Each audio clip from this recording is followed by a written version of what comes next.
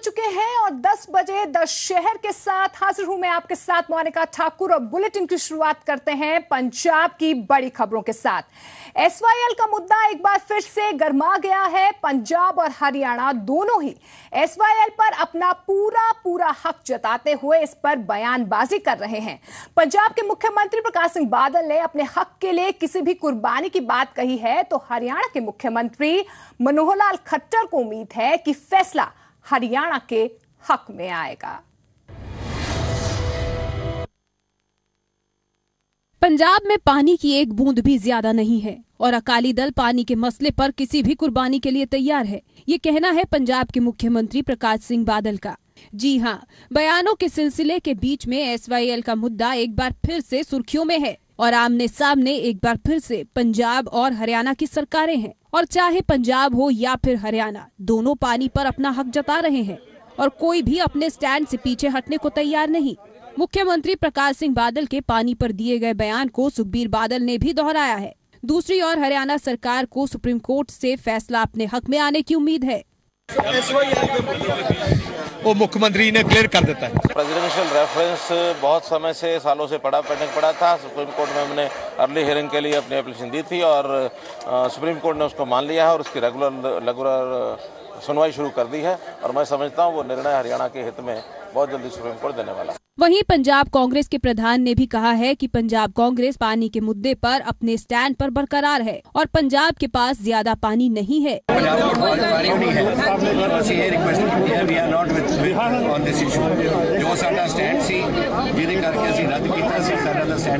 तो एसवाईएल का मुद्दा एक बार फिर से गर्मा गया है। हक दोनों सरकारें अपना अपना जता रही हैं, लेकिन मामला सुप्रीम कोर्ट में है और अब नजरें हैं कि सुप्रीम कोर्ट क्या फैसला सुनाती है। अमृतसर से राजन गोसाई, चंडीगढ़ से कुलवीर दीवान के साथ न्यूज डेस्क रिपोर्ट, जी मीडिया। तो पानी के मुद्दे पर बयानों की जो सियासत है वो लगातार तेज हो गई है। पंजाब के मुख्यमंत्री सुखबीर सिंह बादल ने अकाली बीजेपी सरकार के 9 साल के कार्यकाल का लेखा जोखा पेश करते हुए सरकार की 9 साल की उपलब्धियों को गिनवाया। इस दौरान सुखबीर बादल ने विपक्ष पर जमकर निशाना साधते हुए विपक्ष पर पंजाब को बदनाम करने का आरोप लगाया। हालांकि विपक्ष की ओर से भी सरकार के रिपोर्ट कार्ड पर सवाल उठाए गए। मैं उत्थे रखिया सी ऐजियां वधिया सड़कां बनावांगे कि जे बंब भी सिट दोगे तो नहीं टुटदियां। सोशल मीडिया ते तो दूजा ने बड़ा मेरा मजाक उड़ाया कि यह केड़ी सड़क है, झूठ बोलते हैं। उप मुख्यमंत्री सुखबीर बादल विपक्ष के सोशल मीडिया पर तानों से परेशान हैं। विकास के मुद्दे पर उठते सवालों के दरमियान उप मुख्यमंत्री अकाली बीजेपी सरकार के 9 साल का लेखा जोखा लेकर मीडिया से मुखातिब हुए, तो विकास के दावों के साथ साथ निशाना विपक्ष पर भी था।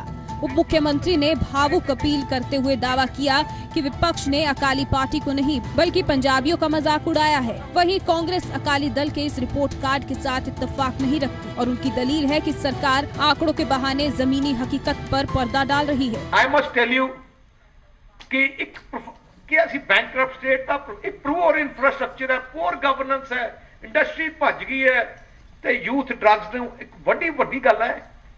उन्होंने इंटेंशन ਜਿਹੜੇ ਸਾਡੇ ਵਿਰੋਧੀ ਸੀ, इंटेंशन ਸੀ प्रकाश सिंह बादल या सुखबीर सिंह बादल या अकाली दल बीजेपी सरकार किवें 9 साल डबल टर्म ले गई। उन्होंने करना सी टारगेट ਆਪਾਂ ਨੂੰ ਤੇ ਕਰ ਦਿੱਤਾ ਪੰਜਾਬੀਆਂ ਨੂੰ। ਜੀ ਸੁਖਬੀਰ ਬਾਦਲ ਜੀ ਇਹ ਕਹਿ ਰਹੇ ਸੜਕਾਂ ਉਹਨਾਂ ਦੀ ਦੇਣ ਹੈ, ਇਹ ਕਹਿ ਰਹੇ ਕਿ ਡਿਵੈਲਪਮੈਂਟ ਉਹਨਾਂ ਦੀ ਦੇਣ ਹੈ, ਇਹ ਕਹਿ ਰਿਹਾ ਕਿ ਨੌਕਰੀਆਂ ਉਹਨਾਂ ਦੀ ਦੇਣ ਹੈ, ਤੇ ਫਿਰ ਸਮੈਕ ਕਿਹਦੀ ਦੇਣ ਹੈ, ਨਸ਼ੇ ਕਿਹਦੀ ਦੇਣ ਹੈ और ये बॉर्डर के ऊपर रोकना किसी अख्तियार च है।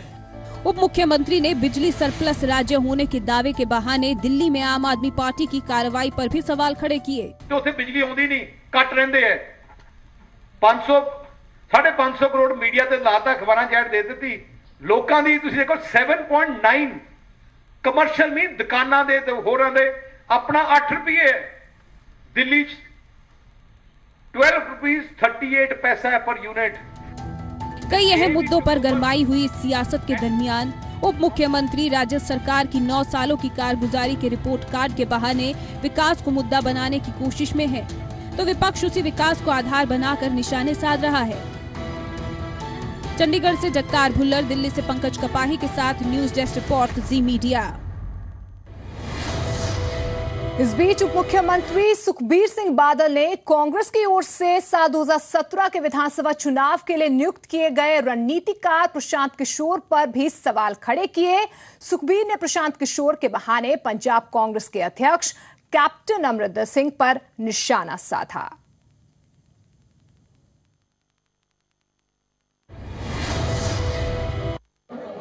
पंजाब में कांग्रेस की 2017 की जंग कितनी अहम है, इसका अंदाजा इस बात से ही लगाया जा सकता है कि शायद पहली बार कांग्रेस ने प्रशांत किशोर के रूप में बाहर से रणनीतिकार मैदान में उतारे हैं। लेकिन लगातार 2 बार कांग्रेस को विधानसभा चुनावों में पटखनी देने वाले अकाली दल के प्रधान सुखबीर बादल प्रशांत किशोर की रणनीति को इतनी तवज्जो नहीं दे रहे। उल्टा प्रशांत किशोर के सहारे वो कैप्टन की काबिलियत पर ही सवाल खड़े कर रहे हैं। देसी घोड़े को उसमें स्टैलियंस में लड़ा दें, वो क्या जीतेगा?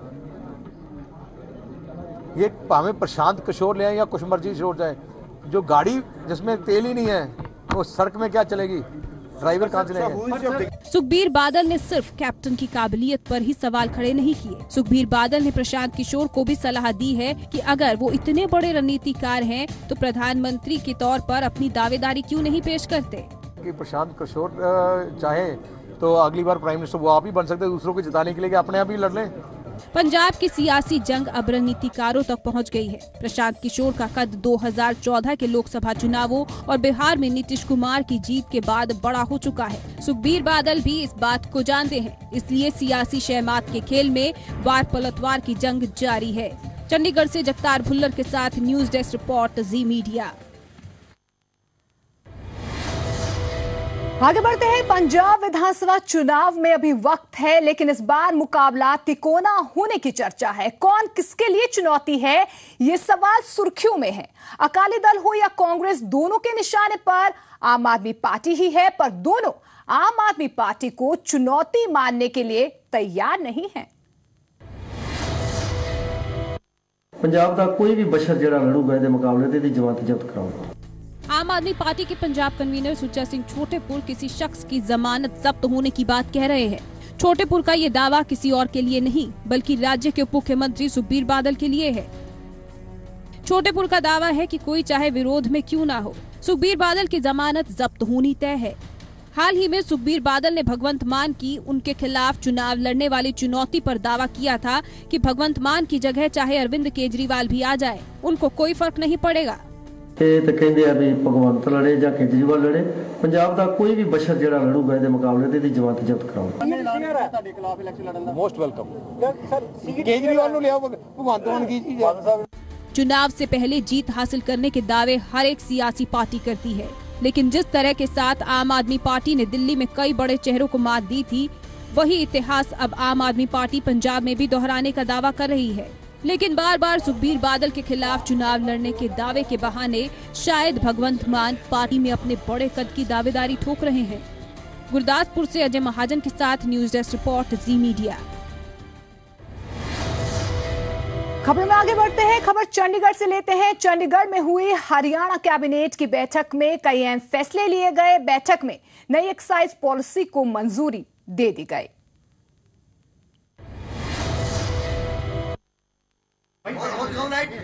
बुधवार को हरियाणा कैबिनेट ने साल 2016-17 के एक्साइज पॉलिसी को मंजूरी दे दी। शराब पर वैट को बढ़ाकर 10% कर दिया। लाइसेंसिंग फीस भी बढ़ाई गई। सरकार ने शराब की ढुलाई के लिए ऑनलाइन पासेज और परमिट्स की सुविधा शुरू कर दी है। प्रदेश में देसी और भारत में बनी विदेशी शराब के कुल ठेकों की संख्या 3500 ही रहेगी। एक्साइज पॉलिसी है 2016-17 के लिए, उसको आज अनुमति प्रदान की गई है। और वो जो एक्साइज पॉलिसी है जो पीछे थी वही एक्साइज पॉलिसी है। खट्टर कैबिनेट ने बैंकों के माध्यम से कर्मचारियों के लोन लेने पर मुहर लगा दी है। साथ ही कैबिनेट ने जगमग योजना की तर्ज पर उदय योजना के साथ बल्लभगढ़ के सुतई गांव में एक शहीद की पत्नी को 200 गज का प्लॉट देने को मंजूरी दे दी।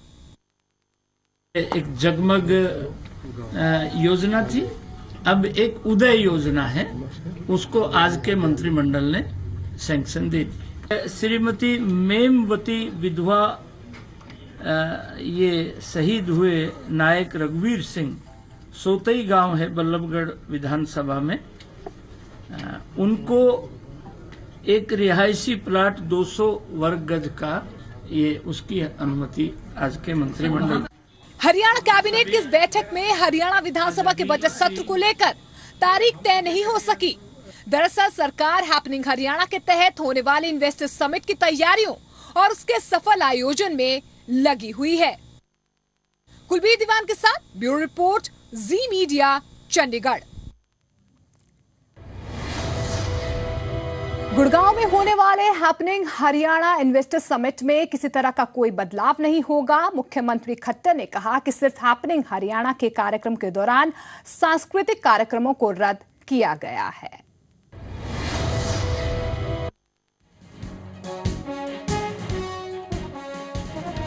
जाट आंदोलन के बाद प्रदेश में हुए नुकसान की भरपाई और निवेश को बढ़ावा देने के रोड मैप पर काम शुरू हो चुका है। मुख्यमंत्री मनोहर लाल खट्टर ने कहा कि निवेश को बढ़ावा देने के लिए होने वाली हैपनिंग हरियाणा इन्वेस्टर्स समिट तय वक्त पर होगी। हालांकि इसमें सांस्कृतिक कार्यक्रम नहीं होंगे। लगभग 150 के करीब विदेशों और विदेशी कंपनियों के प्रतिनिधि इस निवेशक सम्मेलन में आकर के भागीदारी करेंगे, अपने एमओयू साइन करेंगे। ये जो कार्यक्रम हैपनिंग हरियाणा और इन्वेस्टर समिट का जो बिजनेस प्रोग्राम है वो सारा होगा। सांस्कृतिक कार्यक्रम जितने हैं उसमें से वो छोड़ दिए गए हैं, इसलिए जो बिजनेस के जो कार्यक्रम है वो सारे होंगे। हरियाणा के मुख्यमंत्री मनोहर लाल खट्टर ने इंश्योरेंस कंपनियों के प्रतिनिधियों के साथ भी बैठक की। सीएम खट्टर की इंश्योरेंस प्रतिनिधियों से जाट आंदोलन के दौरान प्रभावित हुए लोगों के मुआवजे को लेकर भी बातचीत हुई। देखिए, जितनी भी इंश्योरेंस कंपनीज हैं, चाहे पब्लिक सेक्टर की हैं या प्राइवेट कंपनीज हैं, उन सबको आज बुला करके हमने सीधा सीधा निर्देश दिया कि जिन लोगों के क्लेम्स जो फाइल किए हैं लोगों ने, उनको विद इन 15 डेज सबके क्लेम वो क्लियर करके देने चाहिए उनको, ताकि जनता को किसी प्रकार की परेशानी ना हो। इंश्योरेंस कंपनियों को दिशा निर्देश देने के अलावा सरकार ने अपनी ओर से भी व्यवसायियों को मुआवजा बांटना शुरू कर दिया है। कुलबीर दीवान, जी मीडिया, चंडीगढ़। झज्जर बैंक में तैनात घायल गार्ड हवा सिंह यादव को गणतंत्र दिवस पर बहादुर पुरस्कार से नवाजा जाएगा। हवा सिंह ने जाट आंदोलन के दौरान जब उपद्रवियों ने बैंक को लूटने की कोशिश की थी तो उनका डटकर मुकाबला किया था। झज्जर जिले के खेड़ी खेतीवास गांव के रहने वाले हवा सिंह यादव की बहादुरी के चर्चे इन दिनों चारों ओर हैं। हवा Singh Jhajjar state bank of Patiala में तैनात थे। जाट आरक्षण आंदोलन के दौरान जब उपद्रवियों ने बैंक को लूटने की कोशिश की तो हवा सिंह यादव डटे रहे और उन्होंने बैंक को लूटने नहीं दिया। हवा सिंह ने भागने की बजाय स्ट्रांग रूम में रखे करीब 137 करोड़ रुपए बचाए। इस दौरान हवा सिंह घायल हो गए और आज अस्पताल में हैं। मेरे जब तक प्राण रहेंगे मैं स्टॉक रूम में जान नहीं दूंगा। बहुत पैसा पड़ा है, जेवरात पड़ा है। कितना पैसा था वहाँ पे उसमें? उमर जी अनगिनत फिर न लेंटर तोड़ दिया ऊपर का मेरे को मारने के लिए। बैंक की सुरक्षा में घायल हुए हवा सिंह से अस्पताल में उनका हालचाल जानने के लिए गुड़गांव से बीजेपी सांसद और केंद्रीय राज्य मंत्री राव इंद्रजीत सिंह भी पहुंचे। राव ने हवा सिंह की बहादुरी की तारीफ करते हुए उन्हें राष्ट्रीय स्तर पर बहादुरी का सम्मान दिलाने की कोशिश की बात कही। ऐसी बहादुरी की मिसाल जब पुलिस वहाँ पर नहीं थी, जब पैरामिलिट्री फोर्सेज ना पहुँच पाई थी, हमारी आर्मी नहीं पहुँच पाई थी, एक व्यक्ति की हिफाजत करी, इस तरह की मिसाल कभी कभी ही मिलती। मैंने उसको आश्वस्त कराया है कि बहादुरी के जब गाथाएं लिखी जाएंगी और जब 26 जनवरी को पुरस्कार बांटे जाएंगे, हमारी तरफ से रिकमेंडेशन होगी कि तुम्हारे को सिविलियन का सबसे भारी अवार्ड दिया। हवा सिंह की बहादुरी वाकई काबिले तारीफ है। हवा सिंह ने अपनी जान पर खेलते हुए बैंक की सुरक्षा की और उसे लूटने से बचाया। लोगों को हवा सिंह यादव जैसे लोगों से सबक लेना चाहिए। आलोक उपाध्याय, जी मीडिया, गुड़गांव। खबर हिमाचल से लेते हैं। धर्मशाला में 19 मार्च को होने वाले भारत पाकिस्तान मैच के सफल आयोजन को लेकर बीसीसीआई सचिव और हिमाचल प्रदेश क्रिकेट एसोसिएशन के अध्यक्ष अनुराग ठाकुर ने प्रदेश के मुख्यमंत्री वीरभद्र सिंह से मुलाकात की है। मुख्यमंत्री वीरभद्र सिंह से मुलाकात के बाद अनुराग ठाकुर ने कहा कि मुख्यमंत्री के साथ बातचीत सकारात्मक रही है।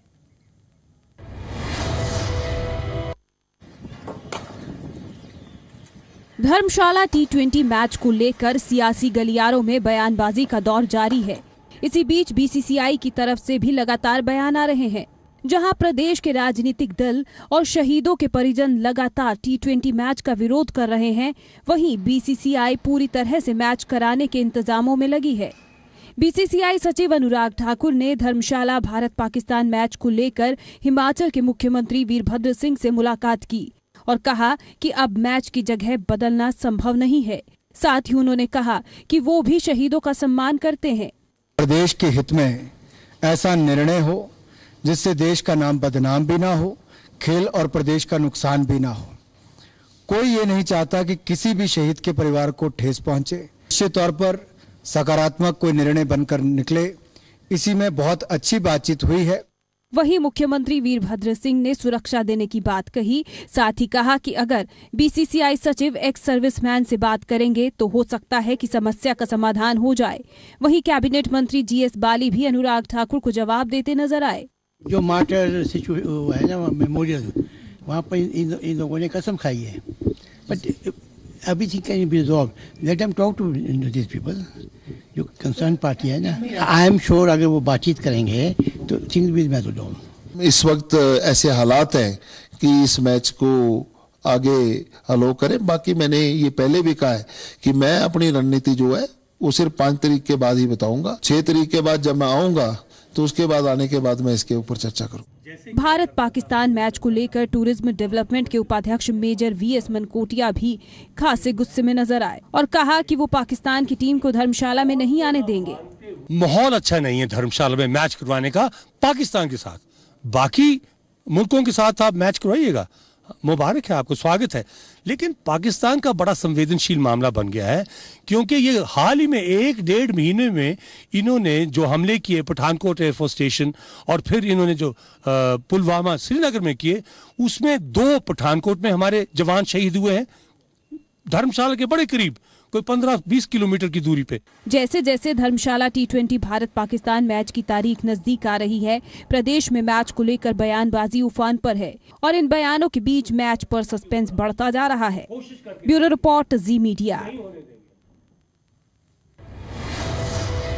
तो हिमाचल प्रदेश में मैच को लेकर लगातार सियासत हो रही है, बयानबाजी हो रही है। इस बीच मेजर VS मनकोटिया लगातार इस मैच का विरोध कर रहे हैं। मौजूद हैं इस मसले पर बात करने के लिए हिमाचल प्रदेश पर्यटन विकास निगम के उपाध्यक्ष मेजर विजय सिंह मनकोटिया।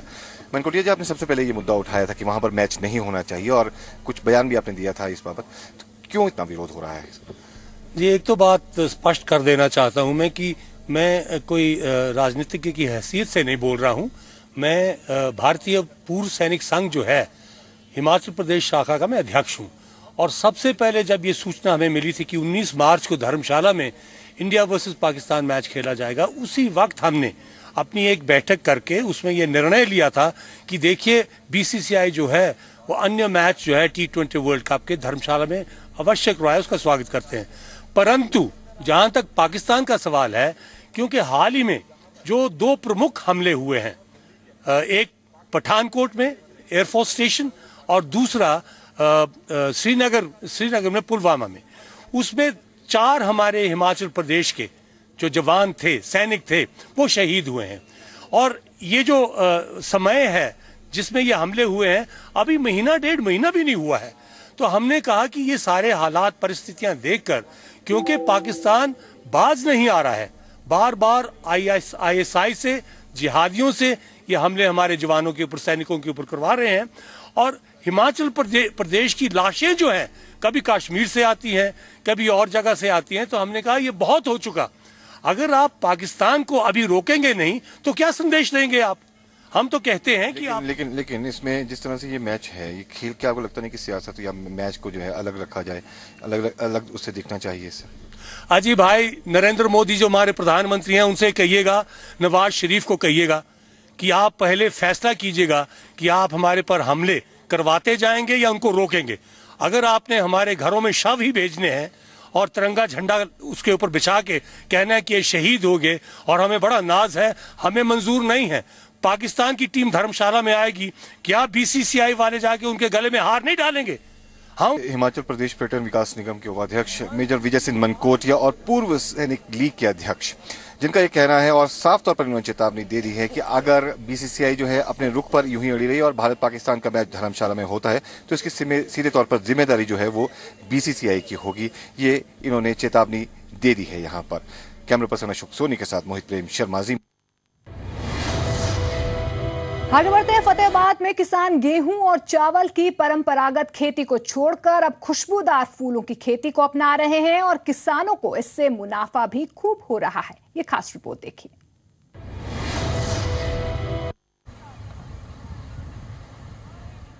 खिलखिलाते, महकते, रंग बिरंगे ये खुशबूदार फूल अब हरियाणा के किसानों की जीविका का नया साधन है। जी हां, अब हरियाणा का किसान गेहूं और चावल की परंपरागत खेती को छोड़कर फूलों की खेती की ओर रुख कर रहा है। ये तस्वीरें हरियाणा के फतेहाबाद जिले की हैं, जहां कई इलाकों में फूलों की खेती हो रही है। सबसे अच्छी बात यह है कि फतेहाबाद में मौसम और मिट्टी फूलों की खेती के लिए काफी अनुकूल है और यही वजह है कि किसान इस खेती को अपना रहा है। इतना ही नहीं, फूलों की खेती पर किसानों को बागवानी विभाग की तरफ से सब्सिडी भी दी जा रही है। इन सभी मदों पर जैसे प्रोटेक्टेड स्ट्रक्चर है फूल लगाने के लिए या गेंदा जो ओपन फील्ड में लगता है उस पे जो 50 से 60% तक विभिन्न प्रकार के किसानों को सब्सिडी सरकार मुहैया करवा रही है। फूलों की खेती से किसानों को काफी मुनाफा हो रहा है। उसके फूल विदेशों में भेजे जा रहे हैं। 1 एकड़ फूलों की खेती कर किसान लाखों रुपए कमा रहा है। ऐसा है भी गेहूं से अच्छा ही मिल रहा है तो ही मैंने 1 एकड़ से अब 4 एकड़ करी है। तो आगे इस बार इतना करा, इसको आगे और बढ़ाएंगे। और मैं लोगों को भी ये बता रहा हूँ कि आप ये नया काम है तो ये करो, आप इससे अच्छी पैदावार मिलती है। सर जी ठीक है, ऐसे लगे हुए हैं, रोजगार सन मिले है, 2-2.5 महीने हो सन लगे हैं, ठीक चल रहा जी साडा काम। हाँ जी, ये एरिया दे विच वधिया काम है साडा। हरियाणा एक कृषि प्रधान प्रदेश है, लेकिन पिछले कुछ सालों से मौसम की मार ने प्रदेश के किसानों की कमर तोड़ रखी है। किसान खेती के व्यवसाय को छोड़ने को मजबूर है। ऐसे में फूलों की खेती उसके लिए फायदे का सौदा साबित हो सकती है। धर्मेंद्र गोस्वामी, जी मीडिया, फतेहाबाद।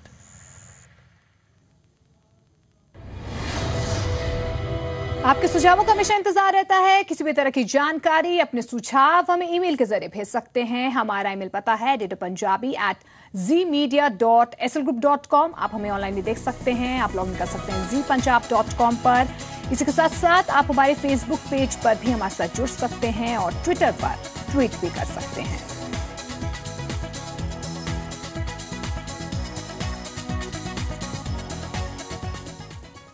इसके साथ इस बुलेटिन में फिलहाल इतना ही। नमस्कार।